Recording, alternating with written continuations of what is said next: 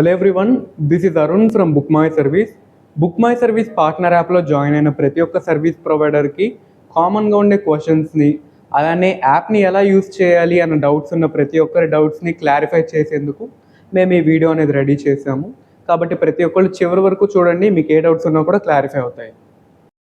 Book my service partner యాప్ని మీరు open చేస్తే మీకు డాష్ బోర్డ్ అనేది ఇలా కనిపిస్తుంది అనమాట. పైన మీరు ఎంత ఎర్న్ చేశారు అనేది మీకు అక్కడ క్లియర్గా కనిపిస్తుంది. అదేవిధంగా కొత్త రిక్వెస్ట్లు, కొత్త బుకింగ్స్ ఏమైనా వచ్చినాయా లేదా అనేది మీరు ఎలా చెక్ చేసుకోవాలి అంటే, కింద మీకు dash board, request, services, more అనే 4 ఆప్షన్స్ కనిపిస్తున్నాయి కదా. ఆ కింద రిక్వెస్ట్ అనే దాని మీద క్లిక్ చేయండి. మీరు ఆ రిక్వెస్ట్ అన్న దాని మీద క్లిక్ చేస్తే పైన మీకు all, pending, accepted, on going, completed, cancel ఇలా రకరకాల ఆప్షన్స్ అనేవి మీకు కనిపిస్తాయి. మీరు అక్కడ పెండింగ్ మీద క్లిక్ చేయండి.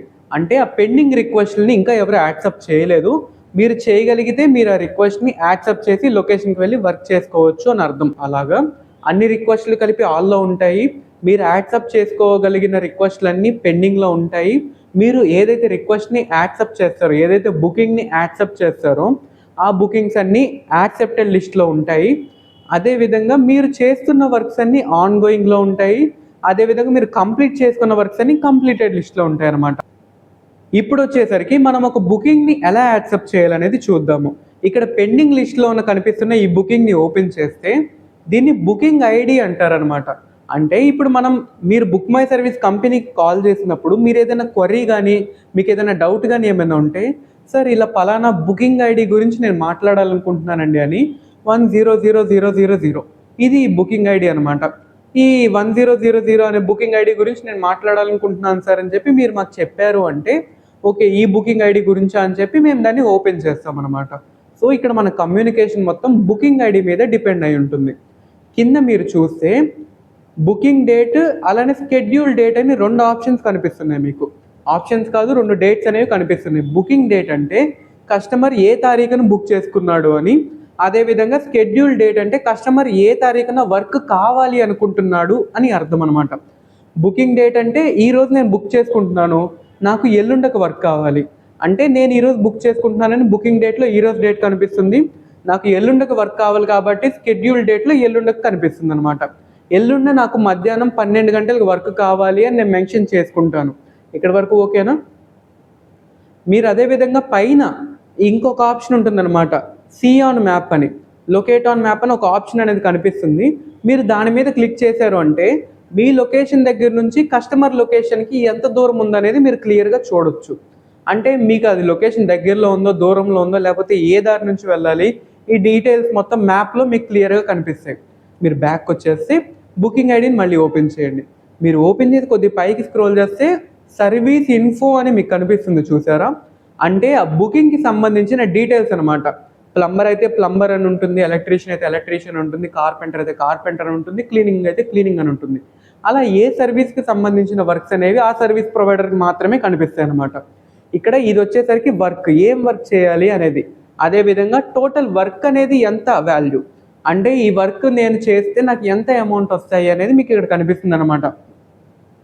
ఈ టోటల్ అమౌంట్ ఎంతైతే చూపిస్తుందో నేను ఈ వర్క్ కంప్లీట్ చేస్తే నాకు అంత అమౌంట్ వస్తుంది అని అర్థం. ఓకేనా? మీరు ఇంకా పైకి స్క్రోల్ చేస్తే కస్టమర్ ఫోటో, కస్టమర్ పేరు, ఫోన్ నెంబర్, అడ్రస్ కనిపిస్తాయి మీకు. అక్కడ కస్టమర్కి మీరు కాల్ చేయడానికి ముందు అడ్రస్ ఒకసారి చూడండి, ఆ వర్క్ మీరు చేయగలిగే వర్క్ కాదో చూడండి. అదేవిధంగా స్కెడ్యూల్డ్ డేట్ ఏదైతే ఉందో మీరు ఆ టైంకి ఫ్రీగా ఉన్నారో లేదో చూడండి. ఓకే నేను ఈ టైంకి ఫ్రీగానే ఉన్నాను, ఇది నేను చేయగలిగే వర్కే, ఇది నేను వెళ్ళగలిగే ప్లేసే అని మీరు ఎప్పుడైతే అనుకుంటారో ఒకసారి బ్యాక్కి రండి. బ్యాక్కి వచ్చిన తర్వాత ప్రతి బుకింగ్ ఐడి, పెండింగ్లో ఉన్న ప్రతి బుకింగ్ ఐడి పక్కన 3 డాట్స్ అనేవి మీకు కనిపిస్తాయి. ఆ 3 డాట్స్ మీద మనం క్లిక్ చేస్తే మనకి 3 ఆప్షన్స్ వస్తాయి. Booking details, accept, ignore. మీరు అది చేయగలిగే వర్క్ అని మీరు ఫిక్స్ అయిన తర్వాత యాక్సెప్ట్ మీద క్లిక్ చేయండి. క్లిక్ చేస్తే మీకు ఇలా కనిపిస్తుంది. కింద ఎస్ మీద క్లిక్ చేయండి. అంటే ఇప్పుడు మీరు దీన్ని యాక్సెప్ట్ చేశారనమాట. అంటే మీరు ఈ బుకింగ్ని యాక్సెప్ట్ చేశారు. ఇంకా మిగతా వాళ్ళు ఎవరికి ఈ బుకింగ్ అనేది కనిపించదు, ఓన్లీ మీకు మాత్రమే కనిపిస్తుంది. ఆ బుకింగ్ కూడా యాక్సెప్టెడ్ లిస్ట్లోకి వెళ్ళిపోతుంది. ఇప్పుడు యాక్సెప్టెడ్ లిస్ట్లో ఒక బుకింగ్ ఉందన్నమాట. ఓకేనా? వన్స్ మీరు ఈ బుకింగ్ని యాక్సెప్ట్ చేశారు కాబట్టి కస్టమర్కి కాల్ చేయాలి మనం. ఆ బుకింగ్ని ఓపెన్ చేసి పైకి స్క్రోల్ చేస్తే అక్కడ కస్టమర్ పేరు, ఫోన్ నెంబర్ కనిపిస్తుంది కదా. ఇప్పుడు ఫోన్ నెంబర్ పక్కన మీకు గ్రీన్ కలర్లో ఒక బటన్ కనిపిస్తుంది. ఆ బటన్ మీద మీరు క్లిక్ చేస్తే కస్టమర్కి కాల్ వెళ్తుందన్నమాట. మనం కస్టమర్కి కాల్ చేసి, హలో నమస్తే సార్, బుక్ మై సర్వీస్ నుంచి సర్వీస్ ప్రొవైడర్ని మాట్లాడుతున్నానండి. మీరు ఒక రిక్వైర్మెంట్ ఉందని రిక్వెస్ట్ ఒకటి రేజ్ చేశారు కదా, నేను మీ బుకింగ్ని యాక్సెప్ట్ చేశాను. మీరు చెప్పిన టైంకి మీ లొకేషన్ దగ్గరికి వచ్చేస్తానండి. నేను యాక్సెప్ట్ చేశానని మీకు ఇన్ఫామ్ చేయడానికి నేను కాల్ చేస్తున్నాను అని మనం కస్టమర్కి ఎక్స్ప్లెయిన్ చేయాలన్నమాట. ఓకేనా? అదేవిధంగా కస్టమర్ దగ్గరికి మనం బయలుదేరడానికి ముందు, అంటే మనం లొకేషన్ అరే మనం కస్టమర్తో మాట్లాడుకున్నాం, కస్టమర్ వచ్చేయమన్నాడు కదా అని చెప్పి మనం లొకేషన్ దగ్గర వెళ్ళిపోకూడదు. ఎందుకు అంటే మనం లొకేషన్ దగ్గర వెళ్ళిపోతాం, కానీ కస్టమర్కి ఏదైనా ఎమర్జెన్సీ పని ఉండో లేకపోతే ఇంపార్టెంట్ పని ఉండో కస్టమర్ బయటకు వెళ్ళారనుకోండి, అక్కడ దాకా వెళ్ళడానికి మీ టైం, మీ పెట్రోల్, మీ ఎఫర్ట్స్, మీ ఎనర్జీ మొత్తం వేస్ట్ అవుతాయి అన్నమాట. సో అందుకని మనం బయలుదేరడానికి ముందు మరొకసారి కస్టమర్కి కాల్ చేసి కన్ఫర్మేషన్ తీసుకోవాలి. మళ్ళీ ఒకసారి బయలుదేరడానికి ముందు కాల్ చేసి, సార్ బుక్ మై సర్వీస్ నుంచి సర్వీస్ ప్రొవైడర్ని మాట్లాడుతున్నాను, లొకేషన్ దగ్గర బయలుదేరుతున్నాను, రమ్మంటారా అని ఒకసారి అడగండి. కస్టమర్ రమ్మంటే లొకేషన్ దగ్గరికి బయలుదేరి వెళ్ళండి. మీరు లొకేషన్ దగ్గరికి ఆ మ్యాప్ చూసి వెళ్ళొచ్చు, లేకపోతే అడ్రస్ మీకు ఐడియా ఉంటే అడ్రస్ చూసి కూడా వెళ్ళిపోవచ్చు. సరే ఓకే, మనం లొకేషన్ దగ్గరికి వచ్చేసాము. నెక్స్ట్ ఏం చేయాలి సార్? నెక్స్ట్ ఏం చేయాలి అంటే మనం కస్టమర్ దగ్గరికి వచ్చేసి కస్టమర్తో మాట్లాడిన తర్వాత ఆ బుకింగ్ని ఓపెన్ చేసి పైన ఎడిట్ బుకింగ్ అనే ఆప్షన్ కనిపిస్తుంది అనమాట మనకి. ఆ ఎడిట్ బుకింగ్ మీద క్లిక్ చేస్తే థర్డ్ ఆప్షన్ వచ్చేసరికి బుకింగ్ స్టేటస్. దాని మీద మనం క్లిక్ చేసామంటే accepted, on going, completed, cancelled అని 4 ఆప్షన్స్ మీకు చూపిస్తాయి. మీరు లొకేషన్ దగ్గరికి వెళ్ళిపోయారు కాబట్టి దాన్ని ఆన్ గోయింగ్ అని ప్రెస్ చేసి కింద అప్డేట్ స్టేటస్ మీద క్లిక్ చేయాలి. అంటే మనం కస్టమర్ దగ్గరికి వెళ్ళి మాట్లాడిన తర్వాత మనం ఆ లొకేషన్కి రీచ్ అయిపోయాము అని సిస్టంలో అప్డేట్ చేస్తున్నాం. మనం బుకింగ్ స్టేటస్ని మనం ఆన్ గోయింగ్ అని ఎప్పుడైతే పెడతామో ఓకే వర్క్ జరుగుతుంది అని కంపెనీకి మీరు అప్డేట్ చేస్తున్నారని అర్థం. ఓకేనా? సరే సార్, ఇక్కడ వరకు ఓకే, బాగానే ఉంది, మనం లొకేషన్ దగ్గరికి వెళ్ళాము, కాకపోతే వర్క్ అనేది ఇంకా పెద్దదైంది, లేకపోతే కొద్దిగా ఎక్స్టెండ్ అయింది వర్క్, లేకపోతే ఈరోజు వద్దన్నారు కస్టమర్, రేపు చేయించుకుందాం అనుకుంటున్నారు, మరి ఈ రోజుది రేపటికి నేను షిఫ్ట్ చేయాలంటే ఎలా సార్? ఈ క్వశ్చన్ మీకు ఏమైనా ఉంటే అదే ఎడిట్ బుకింగ్ మీద మనం క్లిక్ చేస్తే కింద మీకు సర్వీస్ షెడ్యూల్ అనే ఒక ఆప్షన్ కనిపిస్తుంది. ఆ పక్కనే మీకు క్యాలెండర్ ఆప్షన్ కనిపిస్తుంది అనమాట. దాని మీద మనం క్లిక్ చేసి డేట్ని చేంజ్ చేసుకోవచ్చు, అదేవిధంగా టైంని కూడా చేంజ్ చేసుకోవచ్చు. చేంజ్ చేసి కింద అప్డేట్ స్టేటస్ మీద ఎప్పుడైతే మనం క్లిక్ చేస్తామో సిస్టంలో మనం అప్డేట్ చేసామన్నమాట. అంటే కస్టమర్ ఈ రోజు కాదు రేపు చేయించుకుంటా అంటున్నాడు, కస్టమర్ రేపు కాదు ఎల్లుండి చేయించుకుంటా అంటున్నాడు వర్క్ అని మనం సిస్టంలో అప్డేట్ చేసాము. ఇక్కడ వరకు ఓకేనా? అదేవిధంగా కస్టమర్ బుక్ చేసుకున్న వర్క్ వచ్చేసరికి 1000 రూపీస్ వర్క్, కానీ అక్కడికి వెళ్ళిన తర్వాత ఇంకొక 500 రూపీస్ ఎక్స్ట్రా వర్క్ చెప్తున్నాడు కస్టమర్. సరే అబ్బా, మీరు ఎక్స్ట్రా వర్క్ చేయండి, నేనేం డబ్బులు ఇవ్వనని చెప్పడం లేదు, మీరు ఎక్స్ట్రా చేసినందుకు మీకు ఎక్స్ట్రా నేను పే చేస్తానని కస్టమర్ చెప్పారు. ఆ టైంలో మనం లేదండి సిస్టంలో 1000 రూపాయలు చూపిస్తుంది, నేను 1000 రూపాయల వర్కే చేస్తా, 500 వర్క్ మనం చేయము అని మీరు చెప్పకూడదు. మీరేం చేయాలి? ఓకే సార్ నేను ఆ వర్క్ చేస్తాను అని చెప్పి వాళ్ళు కస్టమర్ ఏదైతే ఎక్స్ట్రా వర్క్ చెప్తారో ఆ వర్క్ని కూడా కంప్లీట్ చేయండి, మీరు చేయగలిగే వర్క్ అయితే. అదేవిధంగా మీరు ఎడిట్ బుకింగ్ మీద క్లిక్ చేసి కింద మీరు చూస్తే సర్వీస్ లిస్ట్ అని కనిపిస్తుంది అనమాట. సర్వీస్ లిస్ట్ పక్కన యాడ్ సర్వీస్ అని ఒక ఆప్షన్ కనిపిస్తుంది మీకు. యాడ్ సర్వీస్ మనం క్లిక్ చేసి అక్కడ మీరు ఎలక్ట్రీషియన్ అయితే ఎలక్ట్రీషియన్, ప్లంబర్ అయితే ప్లంబర్, పెయింటర్ అయితే పెయింటర్, ఇలా రకరకాల సర్వీసెస్ అన్ని మీకు కనిపిస్తాయి. మీరు ప్లంబర్ కాబట్టి ప్లంబర్ మీద క్లిక్ చేయండి, మీరు ఎలక్ట్రీషియన్ అయితే ఎలక్ట్రీషియన్ మీద క్లిక్ చేయండి, క్లీనర్ అయితే క్లీనింగ్ మీద క్లిక్ చేయండి. క్లిక్ చేస్తే మీరు అడిషనల్గా ఎంతైతే అమౌంట్ వర్క్ అయితే చేశారో ఆ వర్క్ని మనం ఇక్కడ యాడ్ చేయొచ్చు అనమాట. ఇలాగా మీరు ఒకవేళ ఒక 500 రూపాయల వర్క్ ఎక్స్ట్రా చేశారు కాబట్టి మీరు పైకి స్క్రోల్ చేస్తే అడిషనల్ వర్క్ ఛార్జ్ 100 రూపీస్ అని మీకు ఇక్కడ కనిపిస్తుంది. ఈ ఆరెంజ్ కలర్ ప్లస్ బటన్ మీద 5 టైమ్స్ అనేది మీరు ప్రెస్ చేశారు అంటే అది 500 అవుతుంది అనమాట. అంటే 100 రూపీస్ని 5 టైమ్స్ యాడ్ చేశారు కాబట్టి 500 అయింది. ఒకవేళ మీరు 600 రూపీస్ ఎక్స్ట్రా వర్క్ చేస్తే దాన్ని 6 టైమ్స్ యాడ్ చేస్తారు. అలా యాడ్ చేసి కింద యాడ్ టు కార్ట్ అనే ఆప్షన్ కనిపిస్తుంది.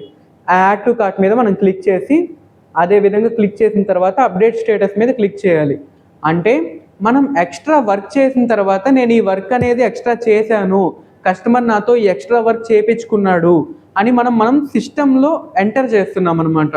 1000 రూపీస్ చేయడానికి వర్క్ నేను వెళ్ళాను, కానీ అక్కడ కస్టమర్కి ఇంకొక 500 రూపీస్ వర్క్ కూడా కావాల్సి వచ్చింది, నేను ఆ 500 రూపీస్ వర్క్ చేశాను, అదేవిధంగా 500ని సిస్టంలో నేను యాడ్ చేశాను అని అర్థం అనమాట. ఓకేనా?